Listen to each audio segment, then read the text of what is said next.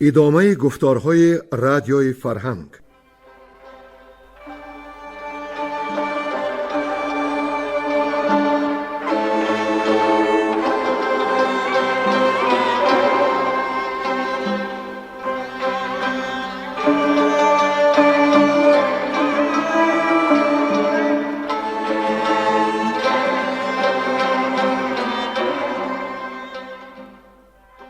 بسا رنج بردم در این سال سی، عجم زنده کردم بدین پارسی. بسا رنج بردم در این سال سی، عجم زنده کردم بدین پارسی.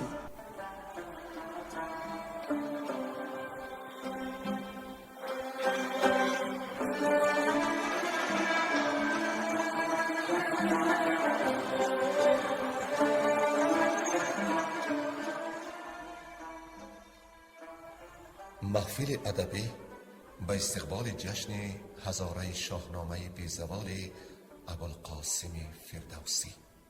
صدر محفل لایق شیرعلی.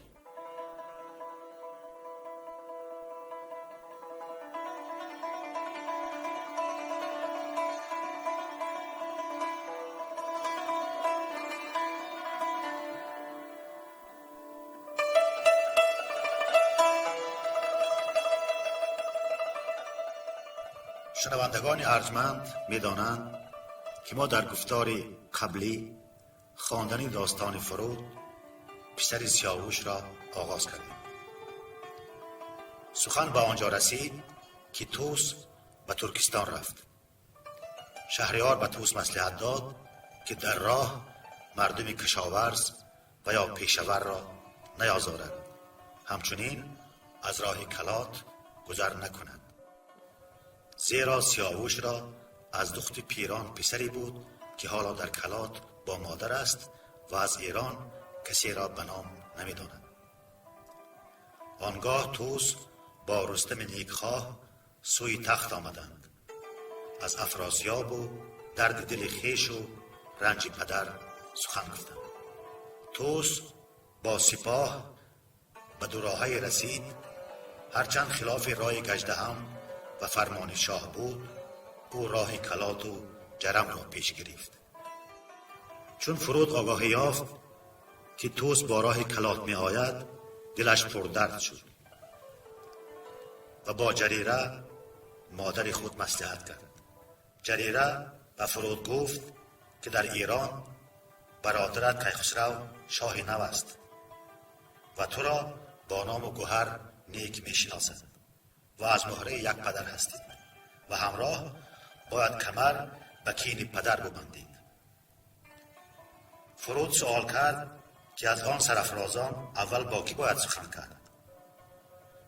جریره گفت که با بهرام و زنگه شاوران سخن کند، زیرا از این تو پهلوان رازی پنهانی نیست و سر تو زنده باد و روان سیاوش فروزنده باد. همچنین جریره مصلحت داد که فرود پیش تخار برود، زیرا تخار از آن گردان نشان گفته میتواند. فرود و تخار سر یک تیغه برزگوهی آمدند که سپاه ایران نمودار بود. فرود از تخار پرسید که از ایرانیان کدامی را بر روی میشناسد. تخار طوس را به او نشان داد که برادر پدرت است و نشان درفشی همه گردان ایرانی را یکایک میگفت.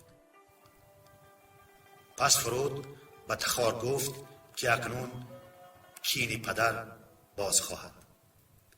ناگاه ایرانیان از بر کوهسار فرود و تخار را دیدند و بهرام گودرز را فرمان دادند تا بداند آن دو دلاور کیند. بهرام سوی کوه روانه شد و چون نزدیک آمد از فرود سوال کرد که مگر این لشکری بیشمار را ندیده است که به کوهسار آمده است؟ فرود گفت که تندی مکن و بگوی که سالار سپاه کیست. بهرام گفت که سالار سپاه طوس است. فرود گفت که چرا از بهرام نام نبردی؟ بهرام گفت که یاد بهرام و تو کی کرد؟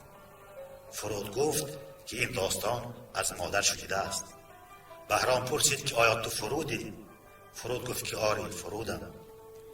پس بهرام گفت که اگر فرود است نشان سیاوش را در تن به او باز نماید. فرود بازویش را باز نمود که یک خال داشت. بهرام چون دانست که از نژاد سیاوش است بدو آفرین خواند. فرود گفت که بر آن آمده است تا از نامداران ایران بپرسد که سالار کیست و پس میان را به کین پدر ببندد و کینه خواهی به توران برود. بهرام گفت که گفته های فرود را به توس باز خواهد گفت، اما توس چندان خردمند نیست و فرموده است که با فرود تنها با زبان خنجر سخن گوید و بس. و افزود که باز مژده خواهد داد. فرود شاد شد و گرز پیروزه دسته از میان برگشاد و بهرام را توفه کرد. اینک دنباله داستان را بشنویم. گویندگان بیرنگ کهدامنی، ساربان، بازار سابیل، گلنسا زمانی و کنیمان.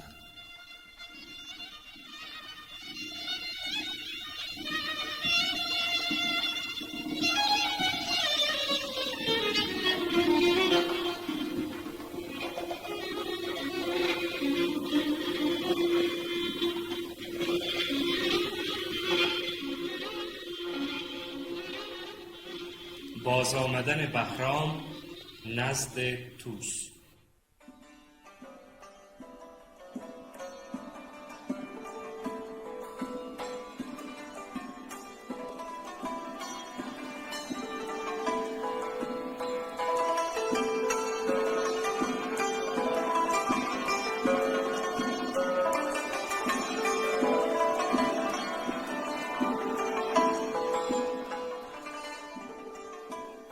چو بهرام برگشت با توس گفت که با جان پاکت خرد باد جفت. بدان کان فرود است فرزند شاه سیاوش کجا کشته شد بی گناه. نمود آن نشانی که اندر نژاد ز کاووس دارند و از کیقباد. شما را به دل دوستدار آمده است، بدین کینه او نیز یار آمده است. اگر رای بیند سپهبد به جان، خرامت کند جان او شادمان.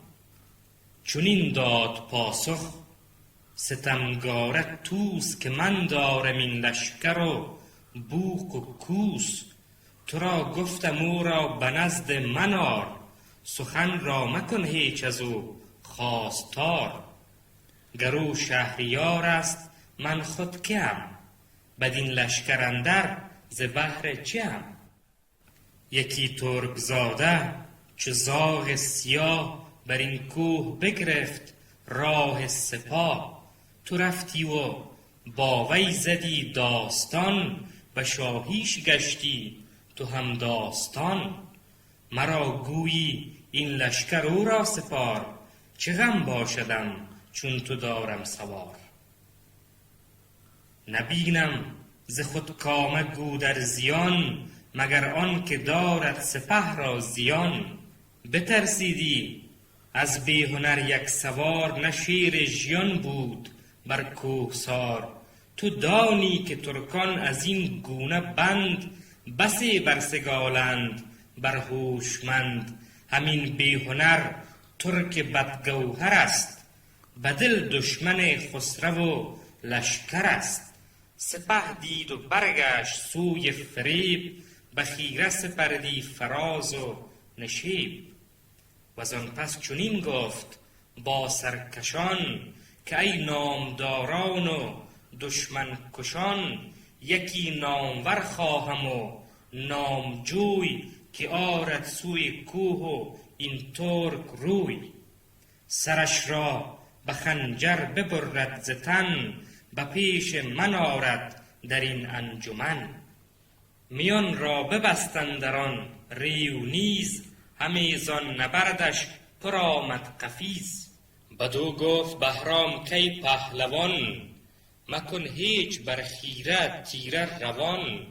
بترس از خداوند خورشید و ماه، دلت را به شرم آور از روی شاه. که پیوند شاه است و همزاد اوی، سوارست نامآور و جنگجوی. که گر صد سوار از میان گروه، شود پیش او تا سر تیغ کوه.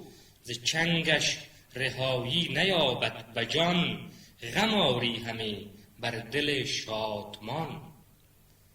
سپهبد شد آشفته از گفت اوی، نشد پند بهرام یل جفت اوی. بفرمود تا نامبردار چند، بتازند تا سوی کوه بلند. ز گردان فراوان برون تاختند، نبرد ورا گردن افراختند. بدیشان چنین گفت بهرام گرد، که این کار یکسر مدارید خرد. بر آن کوه بر خویش کیخسرو است، که یک موی او بیز صد پهلو است. هر آن کس که روی سیاوش ندید، بخواهد ز دیدار او آرمید. چو بهرام داد از فرود آن نشان، ز ره بازگشتند گردن کشان.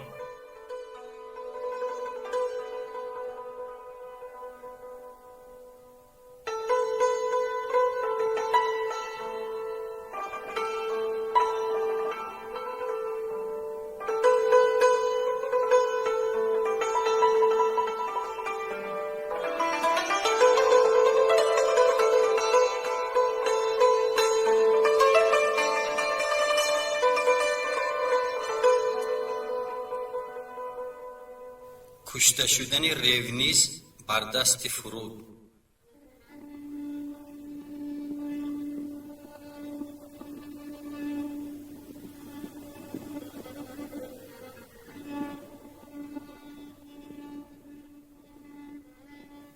بیامد دیگر باره داماد توس، همی کرد گردون برو بر فسوس.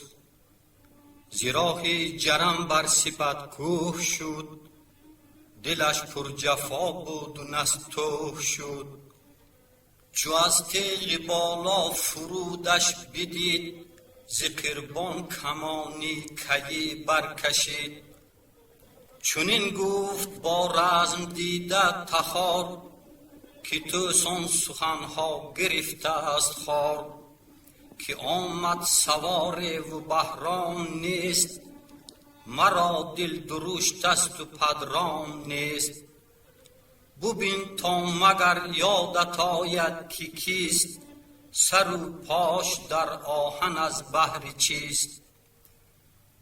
چنین داد پاسخ مرو را تخار، که این ریونیز است و گردی سوار. 40 خواهر استش چو خرم بهار، پسر خود جز این نیست اندر تبار. فریبنده و ریمن و چاپلوس، جوان و هنرمند و داماد توس. چنین گفت با مرد دانا فرود، که هنگام جنگ این نشاید شنود. چو آید به پیکار کنداوران، بخوابمش بر دامنی خواهران. بدو گر کند باد کلکم گذار، اگر زنده ماند به مردم مدار. به تیر اسب پیچان کنم یا سوار، چی گویی تو ای کار دیده تخار. همی تیر بگشای بر مرد و بر، مگر توس رازو بجوشد جگر. نداند که تو دل بیاراستی، که با او همی آشتی خواستی. چو او با تو بر خیره جنگ آورد، همی بر برادر ننگ آورد. چو با تیغ نزدیک شد ریونیز، بزه برکشید آن خمانیده شیز. زیبالا خدنگی براند از برش، که بردوخت با ترک رومی سرش. بیفتاد و برگشت از او اسب تیز، به خاک اندر آمد سری ریو نیز. چو سالار توس از میم بنگرید، شد آن کوه بر چشم او ناپدید. یکی داستان زد بر این برخیرد، که از خوی بد مرد کیفر برد.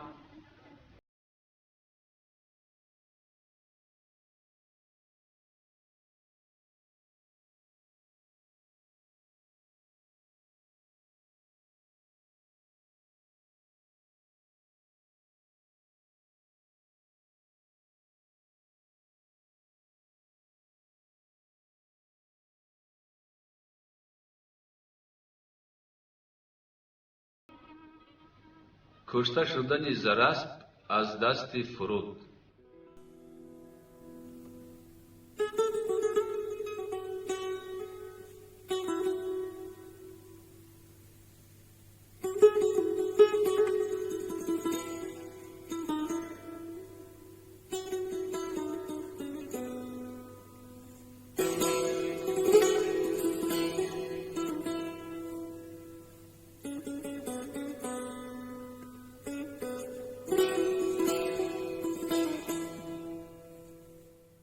چنین گفت پس پهلوان با زراسپ، که بفروز دل را چو آذرگوش اسب.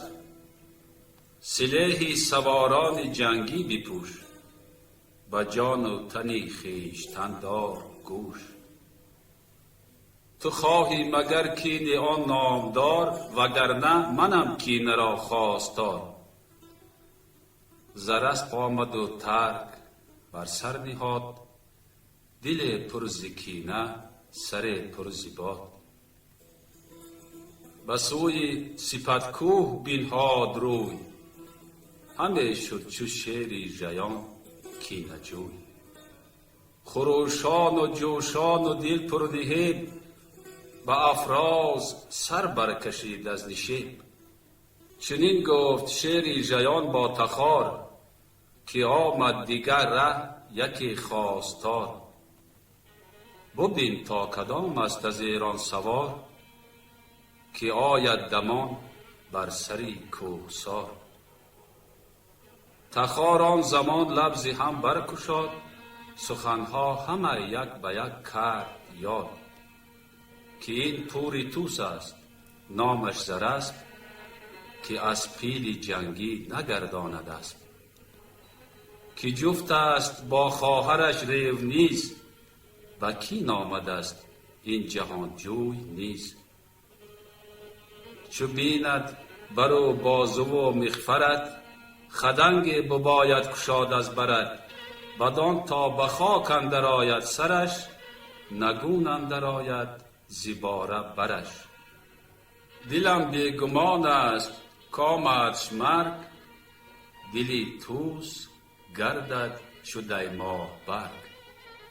بداند سپهدار دیوانه توس، که ایدر نبوده ما بر فسوس. چون از دیگتر شد ابر تیغ کوه، نظاره برو بود ایران گروه. فرود دلاور برانگیخت اسب، یکی تیر زد بر میان زراسپ. که با جوشن و زین تنش را بدوخت، روانش ز پیکان او برفروخت. بیفتاد و برگشت از او باد پای، همه شد دمان و دنان باز جای.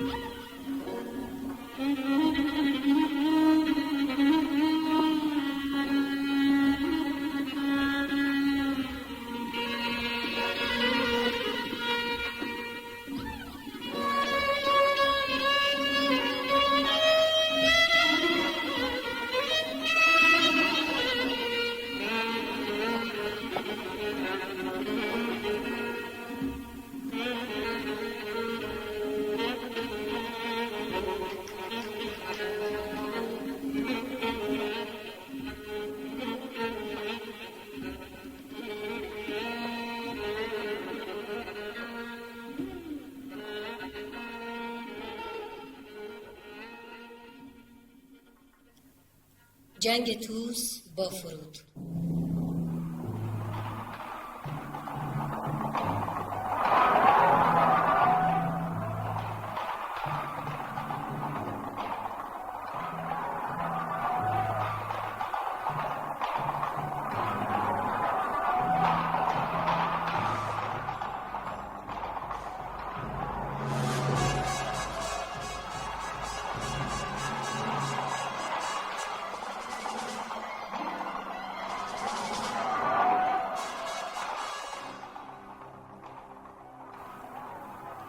خروشی برآمد ز ایران سپاه، همی برگرفتند گردان کلاه. دل طوس پرخون و دیده پرآب، بپوشید جوشن همان در شتاب. ز گردان جنگی بنالید سخت، بلرزید برسان برگ درخت. نشست از بر زین چو کوهی بزرگ، که بنهند بر پشت پیل سترگ. عنان را بپیچید سوی فرود، دلش پر ز کین و سرش پر ز دود. ز بس خشم دندانش بر یکدیگر، همی زد چو خشم آورد شیر نر. برون آمد آراسته جنگ را، به کین جستن آویخته چنگ را. تخار سراینده گفت آن زمان، که آمد ابر کوه کوهی دمان. سپهدار طوس است کآمد به جنگ، نتابی تو با کار دیده نهنگ. برو تا در دژ ببندیم سخت، ببینیم تا چیست فرجام بخت. چو فرزند و داماد او را به رزم، تبه کردی اکنون میندیش بزم. فرود جوان تیز شد با تخار، که چون رزم پیش آمد و کارزار. چه طوس و چه پیل و چه شیر ژیان، چه جنگی پلنگ و چه ببر بیان. به جنگ اندرون مرد را دل دهند، نه بر آتش تیز بر گل نهند. چنین گفت کارآزموده تخار، که شاهان سخن را ندارند خوار. تو خود یک سواری و گر آهنی، همی کوه خارا ز بن برکنی. از ایرانیان نامور 30,000، به جنگ تو آیند بر کوهسار. نه دژ ماندی در نه سنگ و نه خاک، سراسر ز پای اندر آرند پاک. وگر طوس را زین گزندی رسد، به خسرو ز دردش نژندی رسد. به کین پدرت اندر آید شکست، شکستی که هرگز نشایدش بست. چه باید تو را تندی و جنگ شیر، به دژ شو مکن جنگ بر خیر خیر. سخن هرچه از پیش بایست گفت، نگفت و همی داشت اندر نهفت. ز بیمای دستور ناکاردان، ورا جنگ سود آمد و جان زیان.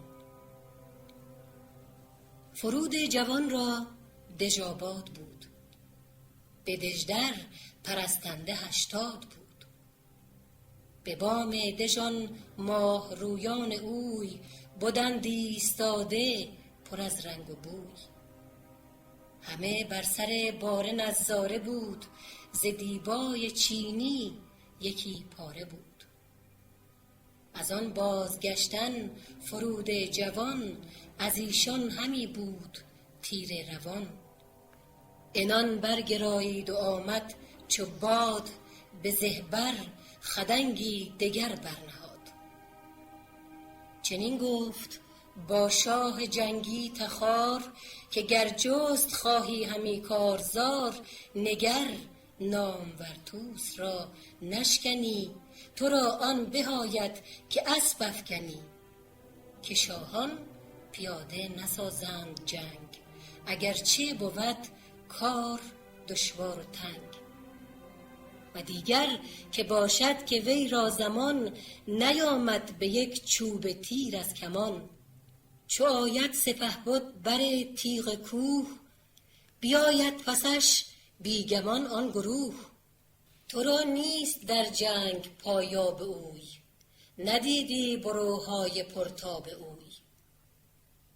فرود از تخار این سخنها شنید، کمان را به زه کرد و اندر کشید. خدنگی بر اسپ سپهبد بزد، چنان کز کمان سواران سزد. نگون شد سر بارگی جان بداد، دل طوس پرکین و سر پر ز باد.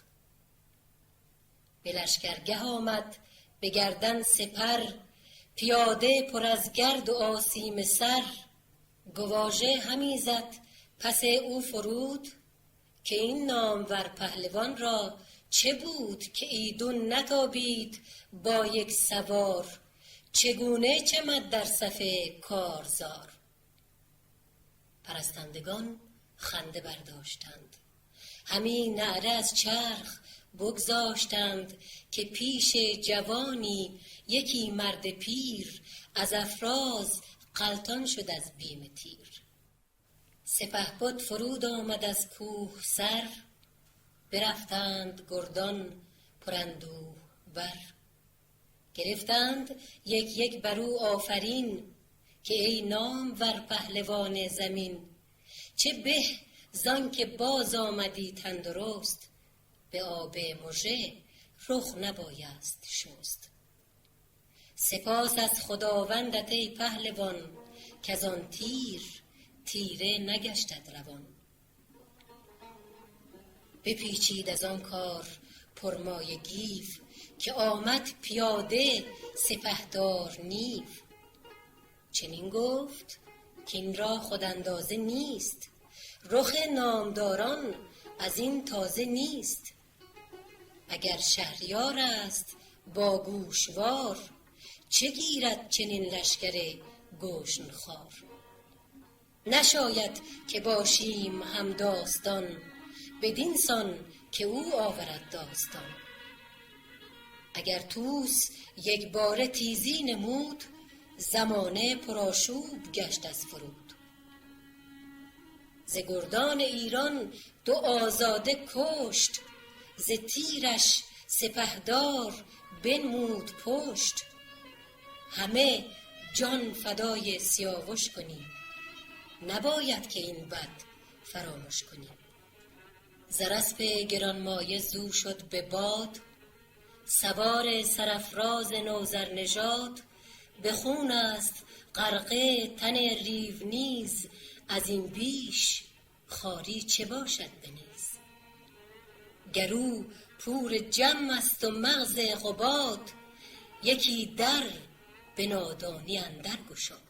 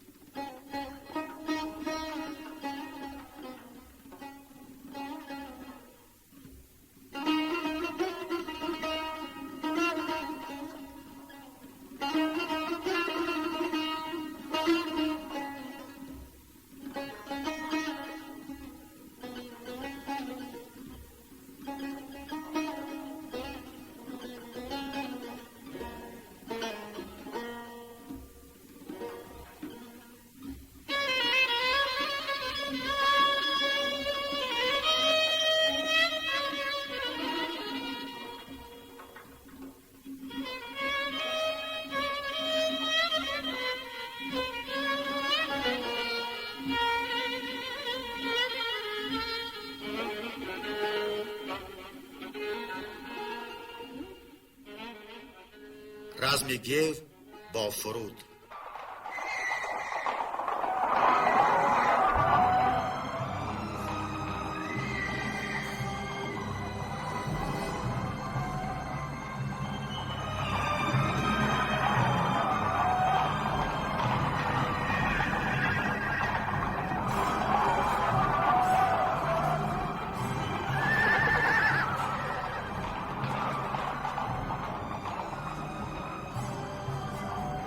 همه گفت و جوشن همه بست گور، گرازان بیامد چو بر کوه غور.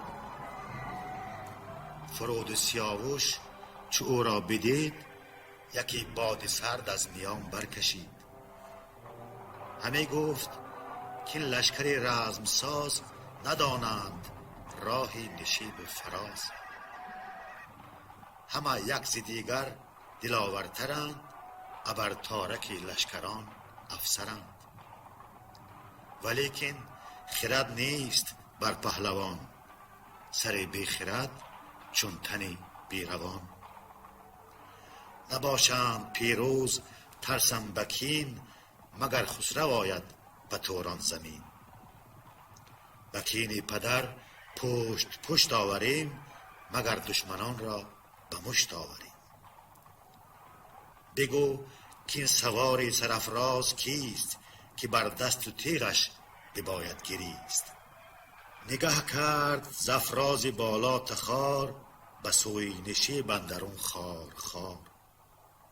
بدو گفت که این اژدهای دژم، که مرغ از هوا اندر آورد بدم. که دستی نیای تو پیران ببست، دو لشکر ز توران به هم برشکست. بسی بی پدر کرد فرزندی خرد، بسی رود و کوه و بیابان سپرد. پدر نیز کرد و بسی بی هنر، به پی بسپرد گردن شیر نر. به ایران برادر تو را او کشید، به جیحون گذر کرد و کشتی ندید. ورا گیو خوانند پیل است و بس، گهی رزم دریای نیل است و بس. چو زه را به شست اندر آری گره، خدنگت نیابد گذر بر زره. سلیح سیاوش بپوشد به جنگ، نترسد ز پیکان تیری خدنگ. بکش چرخ و پیکان سوی اسب ران، مگر خسته گردد هیونی گران. پیاده شود باز گردد مگر، کشان چون سپهبد به گردن سپر. کمان را بزه کرد جنگی فرود، سری خانه چرخ بر کیف سود. بزد تیر بر سینه اسب گیو، فرود آمد از اسب و برگشت نیو. ز بام سپیدکوه نعره بخواست، همه مغز گیو از گواژه بکاست. برفتند گردان همه پیش گیو، که یزدان سپاس سرافراز نیو. که اسب است خسته تو خسته نی، توان شد دیگر بار بسته نی. بر گیو شد بیژن شیر مرد، فراوان سخنها بگفت از نبرد. که ای با بی شیر اوژن پهلوان، کجا پیل با تو ندارد توان. چرا دید پشتی تو را یک سوار، که دستی تو بودی دلی کارزار. ز ترکی کنون اسب خسته بدست، برفتی سراسیمه بر سان مست. بدو گفت چون خسته شد بارگی، بدو دادم سر به یک بارگی. همه گفت گفتارهای درشت، چو بیژن چنان دید بنمود پشت. برآشفت گیو از گشادی برش، یکی تازیانه بزد بر سرش. بدو گفت نشنیدی از رهنمای، که در جنگ اندیشه باید بجای. نه تو مغز داری نه رای و خرد، مبادا کسی کو تو را پرورد. دلی بیژن آمد ز تیزی به درد، به دادار دارنده سوگند خورد. که زین بر ندارم من از پشت اسب، مگر کشته آیم به کینی زراسپ. وز آنجا بیامد دلی پر ز غم، سری پر ز کینه بری گسته هم. کز اسپان تو باره دستکش، کجا برخرامد بر افراز خوش. بده تا بپوشم سلیح نبرد، یکی تا پدید آید از مرد مرد. یکی ترک رفته است بر تیغ کوه، بدین سان نظاره برو بر گروه. همی رفت خواهم به پیکاری اوی، که شد تیره جانم ز کرداری اوی. بدو گستهم گفت که نیست روی، تو بر خیره بر راه بالا مپوی. گریدون که زیدر بباید گذشت، جهان پرفراز و نشیب است و دشت. مرا بارگی آنکه جوشن کشد، دو ماندست اگر او یکی را کشد. نیابم دیگر نیز همتای اوی، بر رفتار و زور و به بالای اوی.